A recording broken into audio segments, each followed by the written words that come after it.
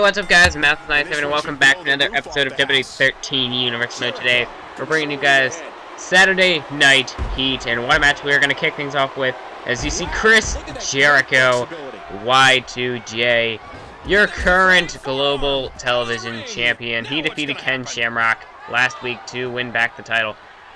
But we see him going up against the Undertaker, the Dead Man, the Phenom, the legendary 21-0 at WrestleMania Undertaker.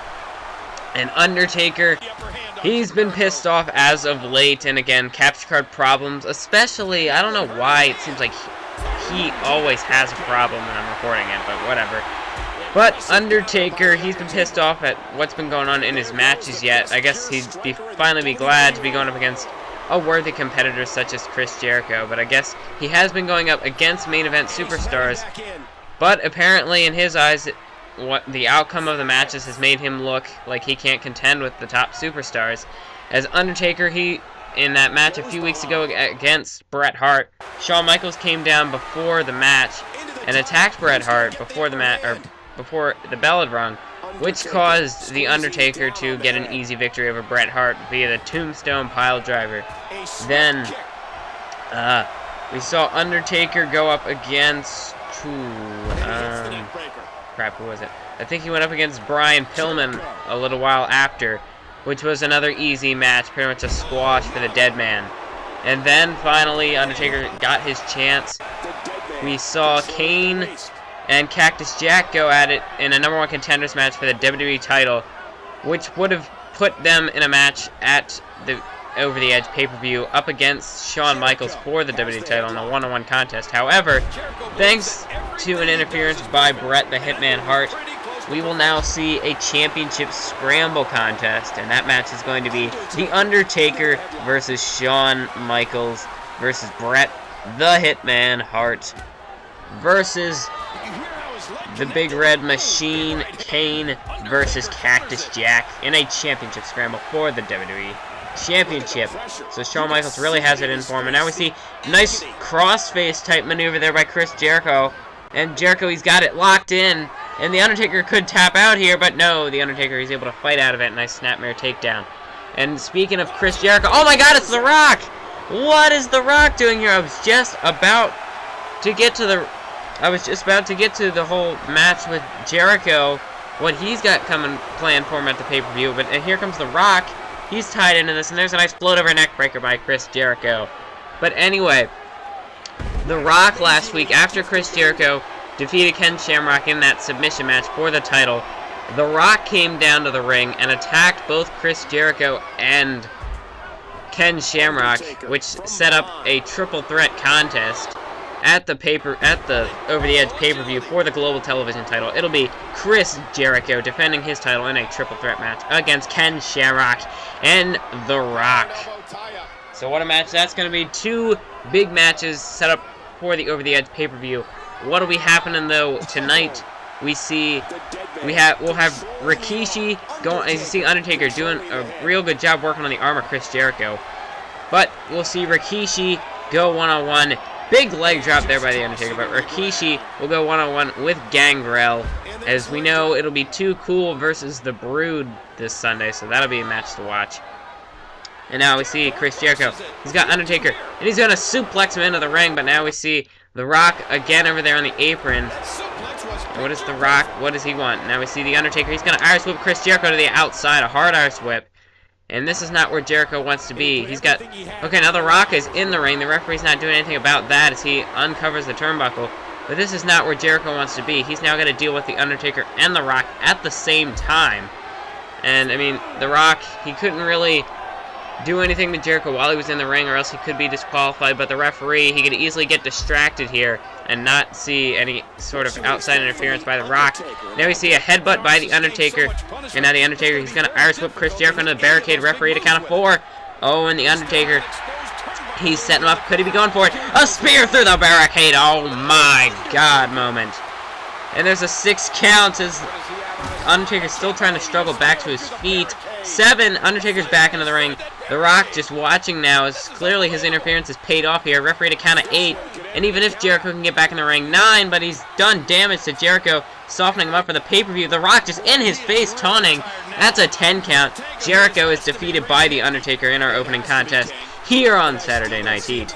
Make sure to stay tuned for the very next contest. It'll be Rikishi taking on Gangrel in a one-on-one contest. But we see The Rock, he helped The Undertaker in this match. Otherwise, who knows how this would have turned out.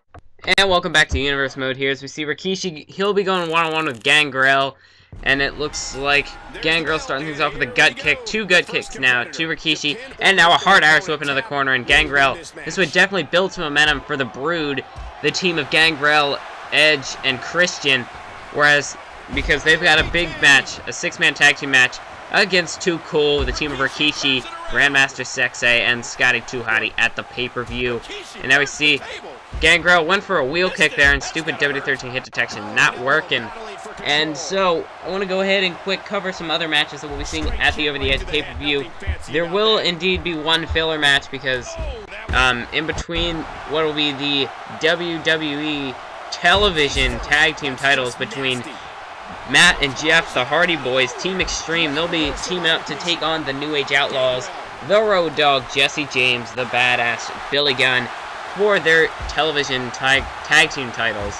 And it'll be, that match will probably come before the WWE Championship Scramble. We're going to need a little bit of a break in there.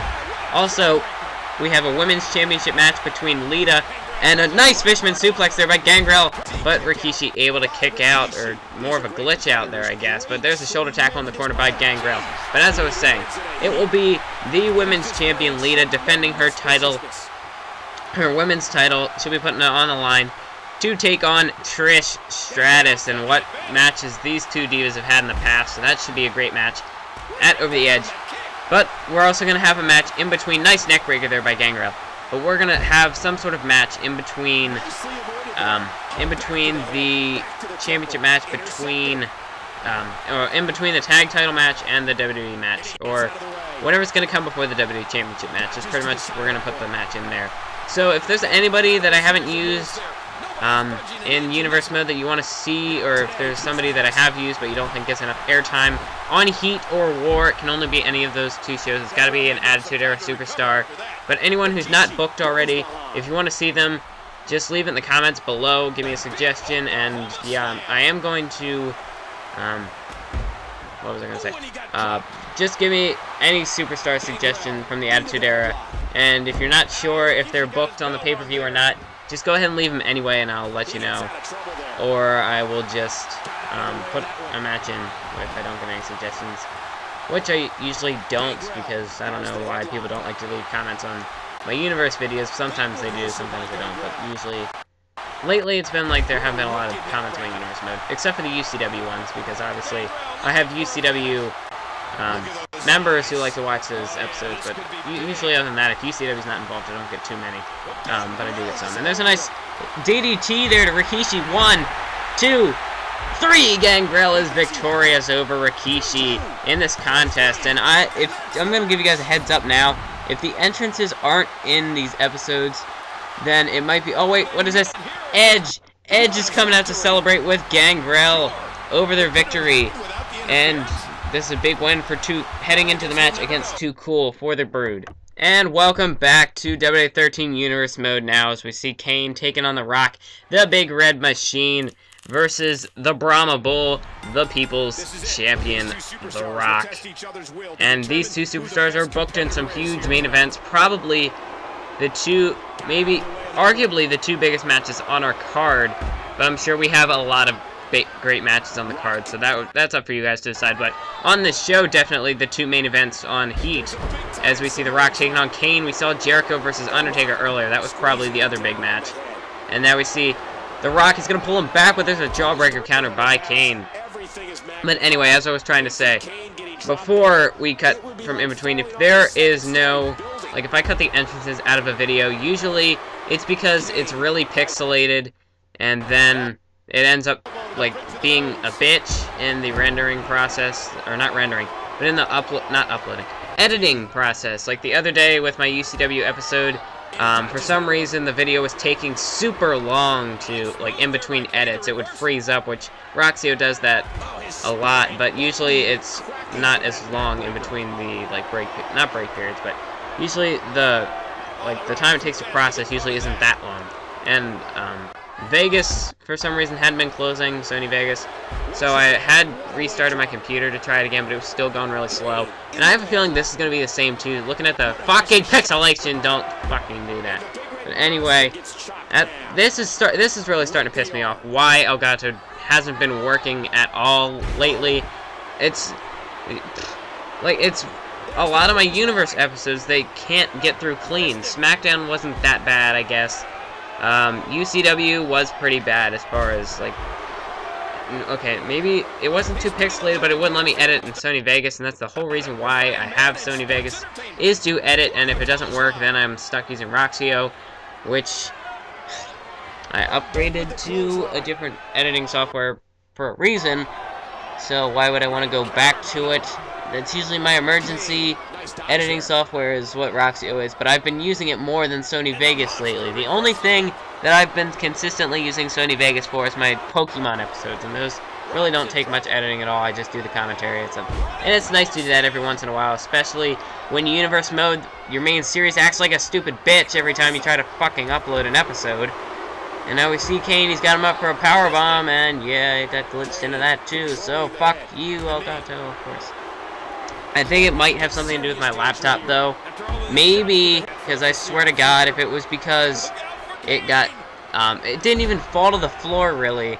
It just got, like, not dragged, but, like, I wouldn't say knocked off, even, because it never hit the floor. It just sort of got pulled off the stand. It might have bumped it slightly, but nothing really bad enough to mess it up, and I doubt, really, that would be a big problem. I think it might have something to do with my laptop, maybe, just because maybe it doesn't have enough, not RAM, well, maybe it doesn't have enough RAM or something, I don't know. But maybe if I had, like, an actual computer that I could do this with, maybe it would work better. And, it's going to be a while until I can at least get a better laptop, let alone a computer, considering, anyway. So we just gotta deal with this as long as we have to, and it might be years. I don't know. I'm just joking, but I honestly don't know how long this is gonna go on for, and it's stupid. Anyway, we see Kane. He's got the Rock up, and a choke slam to the Rock, as that was a super sky-high choke slam. He just took him way up, almost above his head. You don't see that kind of choke slam anymore. Kane into the cover. 1, 2. And yeah, it was 3, it skipped. Fuck you. Anyway, so Kane picks up the victory there over The Rock. And what a big victory this was heading into the Over the Edge pay-per-view. And now we see Kane, he's going around the ring, he's going to do that flame pyro thing. But make sure to stay tuned for the Over the Edge pay-per-view. Hopefully it records just fine. It doesn't end up being a bitch, so I'm able to upload it. But anyway, thanks for watching this episode of Heat. Stay tuned for the Over the Edge pay-per-view. And keep on YouTubing. Don't get burnt by Kane's fire.